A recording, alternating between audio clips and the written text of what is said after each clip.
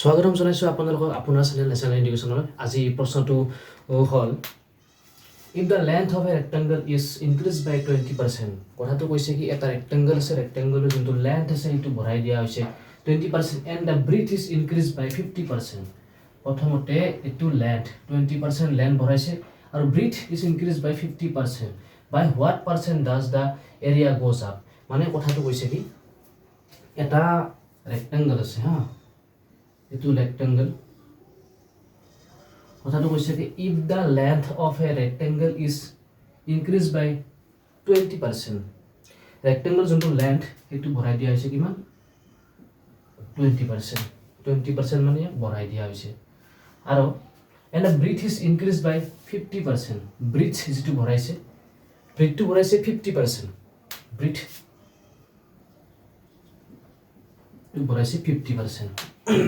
বা এইটো এতিয়া এই জেগাত ধৰিলেও কথা নাই, এইটো এই জেগাত ধৰিলেও কোনো কথা নাই।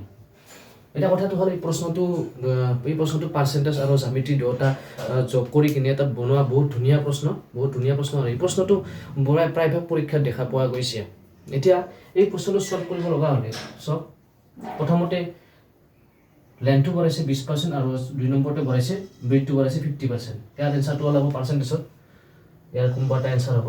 যি নহওক এতিয়া কথাটো হ'ল কি যেতিয়া আমাৰ কথাটো হ'ল কি 20% যেতিয়া বঢ়াব বুলি ক'ব, 20% যেতিয়া বঢ়াব চব তেতিয়া আমি ডাইৰেক্ট ফ্ৰেকশ্যনটো উলিয়াই ল'ব লাগিব। পাৰ্চেণ্ট ফ্ৰেকশ্যন চব 20% আৰু কিমান 50%। এইটো যে ইনক্ৰিমেণ্ট হৈছিল 20% ইয়াত ইনক্ৰিমেণ্ট হৈছে, 50% ইয়াত ইনক্ৰিমেণ্ট হৈছে। আপুনি চিম্পলি যেতিয়া 20/100 কৰি যেতিয়া ফ্ৰেকশ্যনটো উলিয়াই ল'ব, 50/100 কৰি যেতিয়া ফ্ৰেকশ্যনটো উলিয়াই ল'ব চব 20 × 20, 20 5 × 100, 50 × 50, 50 2 × 200।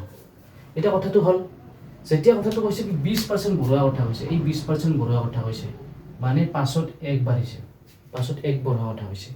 20% মানে 100ত 1 বাঢ়িছে, মানে 100ত 20 বাঢ়িছে মানে 5ত 1 বাঢ়িছে, মানে কিমান 5ত 1 বাঢ়িছে। ষ্টেপ বাই ষ্টেপ আপুনি চাই থাকক মন দি কিনে। এনেকুৱা প্ৰশ্ন আপুনি 2 ছেকেণ্ডত ওলাই দিব। চব 20% বাঢ়িছে মানে 5ত 1 বাঢ়িছে, 50% বাঢ়িছে 50 × 50, 50 2 × 100 মানে 2ত 1 বাঢ়িছে। 100ত 50 বাঢ়িছে, কাটাকাটি 2ত 1 বাঢ়িছে। চব 2ত 1 বাঢ়িলে কিমান হ'ব 3।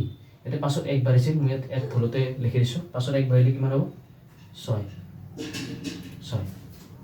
এতিয়া চব চিম্পলি দুয়োটা পূৰণ কৰি দিয়ক, চিম্পলি 5 2 × 10 আৰু 6 3 × 18। আমি ইয়াত গম পালোঁ কি এই যোনটো 10 এইটো মানে বৰ্তমানৰ কাহিনী, মানে নবঢ়াৰ কাহিনী। কাৰণ 2টো চব এতিয়া 2টো আৰু 5টো ব্যৱহাৰ কৰিছোঁ, মানে এইকেইটা নবঢ়াৰ আগতে যিটো ফলাফল আছিল মানে 100টো, এই 2টো 100 ৰিপ্ৰেজেণ্ট কৰিছে, 5টোৱে 100 ৰিপ্ৰেজেণ্ট কৰি আছে। ইয়াত 2 হ'ল, ইয়াত 5 কিয় হ'ল, বহুত ডাঙৰ মানে এইটো এটা প্ৰশ্ন হয়। চক যেতিয়া আমি 20টোৰ লগত যেতিয়া কম্পেয়াৰ কৰিম তেতিয়া 20 1 × 20, 20 5 × 100, সেইকাৰণে ইয়াত 100 ৰিপ্ৰেজেণ্ট কৰিছে 5।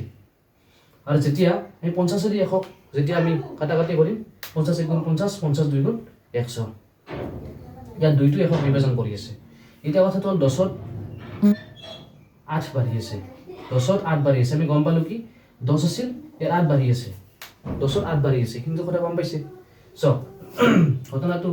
চক এতিয়া পাৰ্চেণ্টেজত যেতিয়া আপুনি ওলাব চিম্পলি 10ত কিমান বাঢ়ি আছে, 10ত কিমান বাঢ়িছে চক 10ত কৰি এইটো 8 বেছি, 10ত 8 বাঢ়ি আছে। আমি ইয়াক কম্পেয়াৰ কৰিব লাগিব কিহৰ লগত 100ৰ লগত, কাৰণ ইয়াৰ এনচাৰটো আমাক পাৰ্চেণ্টেজত দিব গৈছে, সেইকাৰণে আমি ইয়াক কম্পেয়াৰ কৰিব লাগিব কিহৰ পাৰ্চেণ্টেজত। আমি সেইকাৰণে ইয়াত এটা 100 লিখি দিব লাগিব। এতিয়া চক 10 10 × 100, 8 10 × 80, ইয়াৰ ৰাইট এনচাৰটো ওলাই গ'ল option number B correct answer. এতিয়া কথাটো হ'ল কি এনেকৈ একদম সহজকৈ শিকিবৰ কাৰণে আমাৰ মানে আপোনালোকৰ নেশ্যনেল এডুকেশ্যন চেনেলটোত ছাবস্ক্ৰাইব কৰক। ডেইলি এনেকুৱা ভিডিঅ' মানে সদায় এনেকুৱা ভিডিঅ' দি থকা গৈছে য'ত প্ৰশ্নটো মানে বহুত ডাঙৰ প্ৰশ্ন এটা মানে বহুত সৰলভাৱে আৰু একদম কম সময়ত কৰিব পৰা, এইটো কি বুলি কয় উপায়, কম সময়ত কৰিব পৰা উপায় আমাৰ এইটো চেনেলত দিয়া হয়। তেনেহ'লে আজিলৈ ইয়াতে ধন্যবাদ। আশা কৰোঁ আপুনি চেনেলটো ছাবস্ক্ৰাইব কৰিছে, লাইক কৰিছে আৰু ভিডিঅ'টো ছাবস্ক্ৰাইব কৰিব, শ্বেয়াৰ কৰিব, ছাবস্ক্ৰাইব নাই।